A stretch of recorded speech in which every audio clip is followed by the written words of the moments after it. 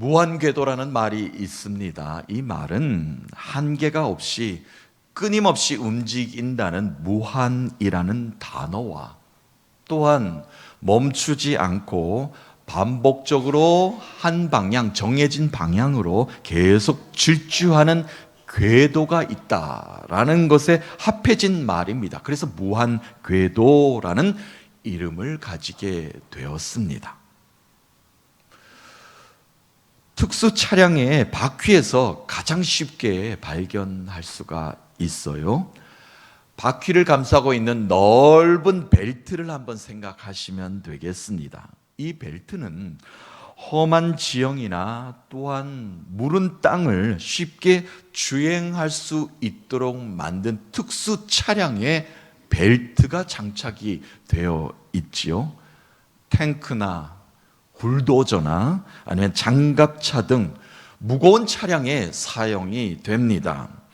바퀴에 두른 이 벨트 형태의 판이 계속해서 이렇게 회전하면서 안전하게 말이죠. 회전하면서 땅 위의 귀를 쉽게 전진하도록 만들어진 넓은 바퀴의 장치다라고 우리가 생각해지는 것, 그림으로 그릴 수 있는 것, 그것이 바로 무한궤도다라고 이야기할 수가 있겠습니다. 전장터에 나가는 전차는 기본 한 40톤 정도 된다고 해요. 40톤이 넘는다고 합니다. 무기를 장착하게 되면 그 이상도 되겠죠. 일반적인 우리가 생각하는 그 고무 바퀴를 달고 다닌다면, 주행하게 된다면 바퀴는 이내 부담을 가지게 될 것이고 엄청 부담이 커진 그 바퀴는 주행 중 찌그러지고 파손될 수밖에 없을 것입니다. 흙길에 바퀴가 빠지게 된다면 나오기도 쉽지 않겠죠.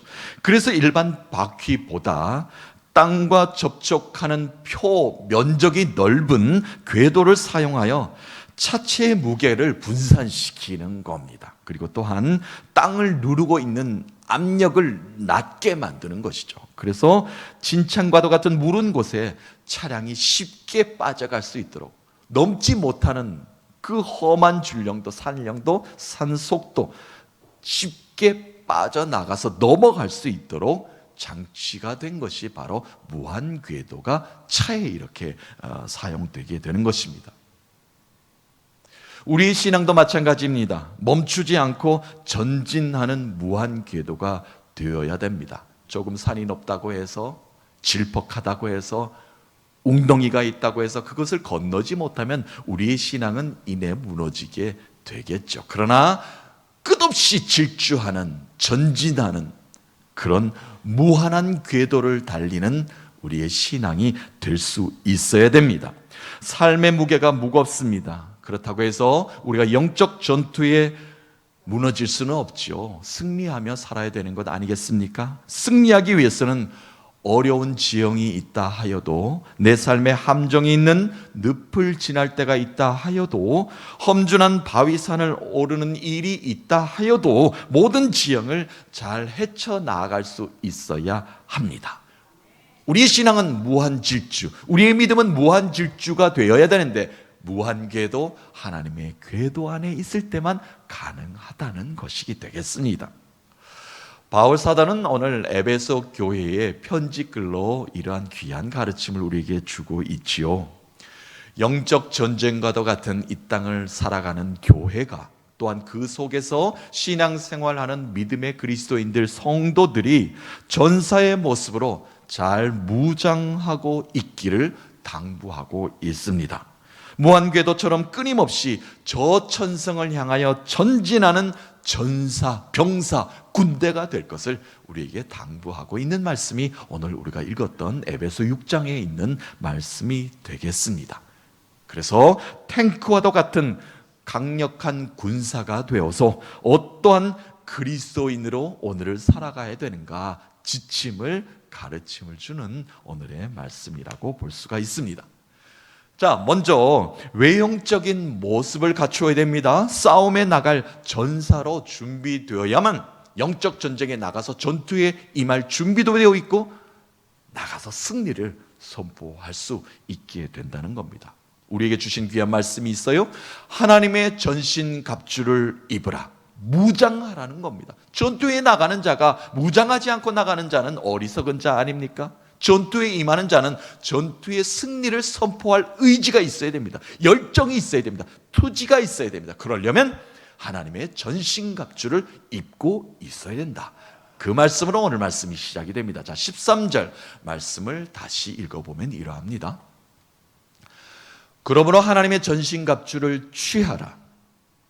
이는 악한 날에 너희가 능히 대적하고 모든 일을 행한 후에 서기 위함이라. 아멘.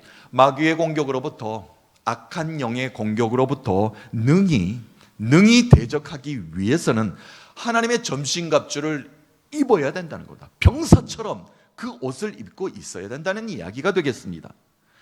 그래서 전쟁터에 나를 부르시면 주저없이 달려나갈 하나님의 용맹스러운 전사의 모습으로 당당히 서 있어야 된다는 겁니다. 이 땅을 살아갈 때 두려움과 염려 속에 사는 것이 아니라 당당히 서 있다가 하나님이 부르시면, 주님이 부르시면 그 전투에 임할 준비가 되어 있는 자, 그 모습을 갖추고 있어야 된다는 말씀이 되겠습니다. 계속 이어지는 말씀에 보니까요, 바울은 완전 무장한 갑옷을 입은 로마 군인, 그 보병의 모습을 비추어서 설명하고 있습니다. 그 당시에 에베소 지역에 있었던 사람들, 또 교회의 그리스도인들이 이 말씀을 읽으면, 로마 군인처럼 그 강인함, 로마 군인처럼 그렇게 완전 무장한 모습으로 우리가 하나님 앞에 당당히, 세상 가운데 당당히 앞에 서야 된다는 말인가 깨우침을 얻게 된 것이죠. 오늘을 살고 있는 우리도 마찬가지입니다. 그렇게 영적 전쟁에, 전투에 임하는 자세가 이렇게 투지가 있어야 된다는 모습을 우리에게 말하고 있습니다. 첫 번째, 어떤 병사의 모습을 보여야 되는가? 진리로 허리띠를 띠고 의의 호심경을 가슴에 붙이라는 말씀이 있습니다. 먼저 진리의 허리띠를 두르라. 이 진리는 하나님의 진리지요. 그 허리띠를 두르고 있어야 된다는 이야기입니다. 병사의 허리띠는 견고함을 뜻합니다. 투지, 의지를 나타낼 때 우리는 허리띠를 졸라맨다 라고 이런 표현을 쓰고 있지 않습니까? 씨름터에 나가는 자가, 씨름을 하기 위한 모든 선수는 삿바에 신경을 많이 씁니다. 호술하게 삿바를 메고 나가는 씨름 선수는 없을 겁니다. 왜냐하면 삿바를 잘 매느냐 매지 못하느냐에 따라서 승패가 금세 좌우되기 때문에 그러하지요. 또한 병사는 허리띠에 많은 무기를 장착하게 됩니다. 칼도 꽂게 되는 것이고 많은 무기를 허리에 꽂기 때문에 허리띠가 반드시 필요합니다. 강인한 허리띠를 차고 전쟁터에 나아가야 합니다. 그래서 허리띠는 힘과 능력을 뜻하며 과시하게 되지요. 신앙의 기준이, 신앙의 기본 틀이 이렇게 하나님의 의로, 진리로 바로 잡혀 있어야 합니다. 진리 되시는 하나님의 견고히 허리띠를 우리는 졸라매고 살아야 됩니다. 느슨해서는 안 됩니다. 허술해서는 안 됩니다. 늘 견고한 하나님의 진리의 허리띠를 띠고 우리는 살아야 되겠습니다. 그래야 악한 영과 대적하는 영적 전투에 임하는 기본 자세, 기본 태세다라고 말을 할 수가 있습니다. 기본이 되지 않았는데 어떻게 우리가 악한 영과 싸울 수 있습니까? 기본이 되지 않았는데 어떻게 하나님이 우리를 사용할 수가 있겠습니까? 그 허리띠를 강하게 붙잡고 매라 라는 말씀으로 오늘 말씀이 시작이 되죠. 자, 병사가 이렇게 기본 태세를 갖추었다면 이어지는 말씀은 의의 호심경을 가슴에 붙이라는 말씀을 주고 있습니다. 호심경입니다. 보호 장구를 가슴에 붙이는 것은 병사가 심장을 보호하기 위함입니다. 심장을 보호한다는 것은 뭐지요? 생명과도 같은 것입니다. 어디서 화살이 날라올지 모릅니다. 어디서 복병이 숨었다가 칼을 들이밀지 창을 들이밀지 모릅니다. 심장을 향해서, 목표를 향해서 달려올 것입니다. 그러면 심장을 보호할 수 있는 보호 창구를 가슴에 붙이고 전투에 임하라는 말씀을 주고 계십니다. 보호장구는 전투에 임하는 병사에게는 꼭 필수 요건입니다. 그와 마찬가지로 우리의 생명을 주관하시는 하나님을 늘 가슴에 품고 살아야 된다는 말씀이 되겠습니다. 그것이 우리를 보호할 수 있는 것이고, 하나님을 의지하며 나가는 자는 영원한 생명을 유지할 수 있다는 말씀이 되겠습니다. 내 삶의 기준이 되시며 생명과도 같은 하나님으로 우리는 무장해야 합니다. 험한 세상 가운데 악한 화살로부터 심장을, 생명을 지켜낼 수 있기 때문에 그러합니다. 자, 계속 또 이어지는 말씀이 있습니다. 복음의 신을 신으라는 말씀이 계속 이어지고 있어요. 우리를 평안의 길로 인도하시는 복음이 이미 준비해 놓은 신을 신으라는 겁니다. 평안의 복음이 이미 우리를 위해서 예비해 두고 준비해 둔, 나에게 가장 적합하고 맞는 신이 준비해 놓으셨다는 겁니다. 그 신을 담대하게 신으라는 말씀을 주고 계십니다. 복음이라는 것은 하나님의 사랑입니다. 하나님의 은혜입니다. 하나님의 구원입니다. 우리를 버리지 않으심입니다. 우리의 길을 예비하심입니다. 우리를 다시 붙잡아 주심입니다. 우리를 일으켜 세워 주심입니다. 우리를 다시 예수 그리스도의 십자가의 능력으로 살게 만들어 주심입니다. 다시 오실 예수 그리스도를 만날 때까지 우리의 신앙을 지키게 만들어 주시는 것입니다. 그것이 바로 복음입니다. 하나님의 복음이 우리의 삶 가운데 이미 임하였기에 그 복음은 평안입니다. 그 평안의 신을 우리에게 이미 만들어 주셨기에 우리가 그 신을 신고 담대히 서라는 말씀을 우리에게 주고 계신 것입니다. 내 삶에 제공하는 그 하나님의 은혜와 은총과 복음의 평안의 신발은 샌들처럼 쉽게 벗었다가 신는 그런 신발이 아닙니다. 또한 쉽게 벗어지는 신발도 아닙니다. 전투에 나가는 병사가 신는 신발처럼 강인합니다. 견고합니다. 든든합니다. 하나님이 이미 예비해 두신 그 신발을 우리에게 이미 주시지 않았습니까? 그것은 구원입니다. 능력입니다. 사랑입니다. 은혜입니다. 그것을 우리에게 이미 주셨기 때문에 우리는 그 신발만 신고 든든히 서면 됩니다. 그러면 어떤 전장터에 나가서도 승리할 수 있다는 말씀입니다. 병사가요, 멋있는 갑옷을 입고 나서 허술한 신발을 신고 전쟁터에 나가서 서 있다고 생각해 보십시오. 적들의 조롱거리가 됩니다. 저 병사는 전쟁터에 나와서 승리할 마음이 없는가 보다라는 마음이 먼저 들지 않겠습니까? 우리가 눈에 보기 좋다고 아무 신발이나 신지 말아야 합니다. 복음으로, 평안으로 하나님이 예비해 두신 그 신발을 우리가 신어야 됩니다. 그러면 견고할 수 있습니다. 그러면 든든할 수 있습니다. 그러면 다시 주저앉았다가 일어설 수 있습니다. 하나님이 이미 우리에게 준비해 두신 신, 복음의 평안을 누리신 여러분 되시기를 주님의 이름으로 축복합니다. 이사야 선지자는 이렇게 고백하였죠. 복음 들고 산을 넘는 자의 발길이 아름답도다. 시편 기자는 이렇게 고백하였습니다. 내가 사망의 음침한 골짜기를 걸어서 다닌다 할지라도 해를 두려워하지 않는 것은 주께서 항상 나와 함께 하기 때문이라. 주님이 준비해 두신 평안의 신을 신고 영적 전투에서 거침없이 놓여진 길을 개척해 나가시는, 성큼성큼 걸어가시는 여러분 되시길 주님의 이름으로 축복합니다. 그리고 계속 이어지는 이 병사 전사에게 주시는 말씀은 믿음의 방패를 들라라 말씀하십니다. 방패를 단순히 가지고 있는 것이 아니라 높이 들라라고 말씀합니다.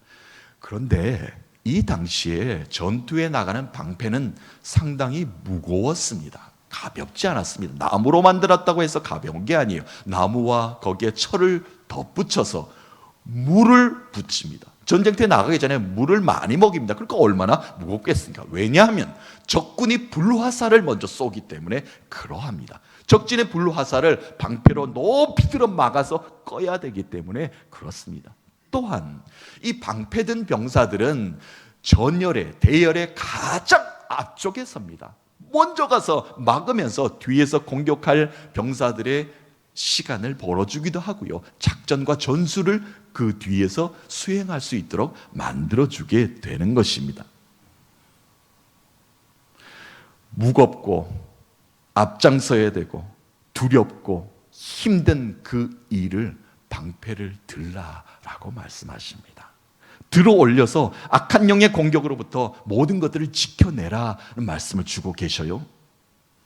이 말씀을 통해서 깨닫는 것이 있습니다. 내게 주어진 내 삶의 무게가 얼마나 무겁습니까? 힘듭니다. 앞으로 전진하기도 참 두렵습니다. 나약해져 있습니다. 그러나 내 손에 들려져 있는 믿음의 방패를 오늘도 높이 들라라고 말씀하십니다. 하나님이 함께 들어 올리신다는 그 말씀이 그 속에 담겨져 있기 때문에 그러합니다. 하나님이 우리의 무거운 방패를 함께 들어 올려 주실 줄로 믿습니다. 그 속에 승리가 담겨져 있습니다. 우리가 들어 올린 믿음의 방패 위에 오늘도 기름 부어 주실 줄로 믿습니다. 그리고 계속 이어지는 말씀, 병사가 어떻게 전투에 나가는 하나님의 전신갑주를 입어야 되는가? 구원의 투구와 성령의 검을 들라라는 말씀이 있습니다. 구원의 투구를 받아 쓰라라는 말씀이에요. 전쟁터에 나가기 위해서 너가 스스로 투구를 만들어라. 좋은 투구가 있으면 구해서 와서 네가 쓰고 나가라, 이 말씀이 아니에요. 이미 준비되어 있는, 너를 위해서 준비되어 있는 그 투구를 쓰고 나가라, 이 말입니다. 전쟁터에 나가는 이 투구는요, 농사 짓는 자 또한 후방에서 응원하며 관망하는 자에게 주어지는 것이 아닙니다. 전장터에 나갈 준비가 된 병사에게 부여되는 안전한 보호 장구입니다. 하나님의 용사로 이 영적 전쟁에서 나아가서 승리를 선포할 수 있는 자격 요건을 갖춘 자에게만 씌워준다는 말씀입니다. 그 구원의 투구를 쓰라는 말씀이에요. 하나님이 우리를 구원하셨죠.